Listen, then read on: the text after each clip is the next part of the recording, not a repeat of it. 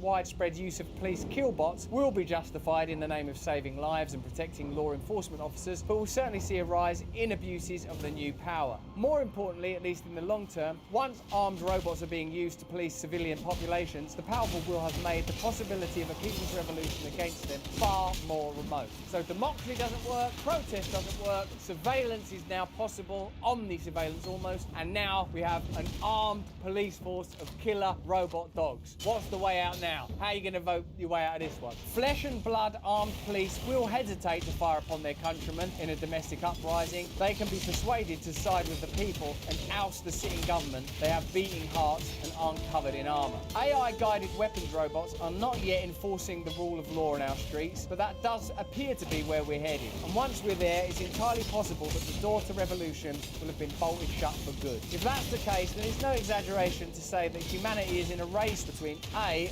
revolution against the status quo power structures which are oppressing and exploiting us while driving us towards disaster, and B, the ubiquity of armed police units. Our rulers keep incrementally pacing us into accepting this in the same way they pace us into accepting internet censorship, whistleblower persecution, and the war on journalism. And you can think of examples of each of those. Whistleblowers who reveal information being smeared and dissenting voices being controlled, surveillance being increased, police being militarised, new protest laws, totally immersive surveillance. All of these things are on the rise. Even if you happen to agree with the government in your country now, and I bet you don't, let me know in the chat and the comments, surely you see now that this creates the possibility for a corrupt, centralised dictatorship to take total control of your country and ultimately the world. We have to oppose measures like this while they're small enough to be crushed. Otherwise, we may never get the chance again. But that's just what I think. Let me know what you think in the comments in the chat. If you enjoyed this video, have a look at either of these. Turn on the notification bell. We make these videos every single day. But more important than any of that, please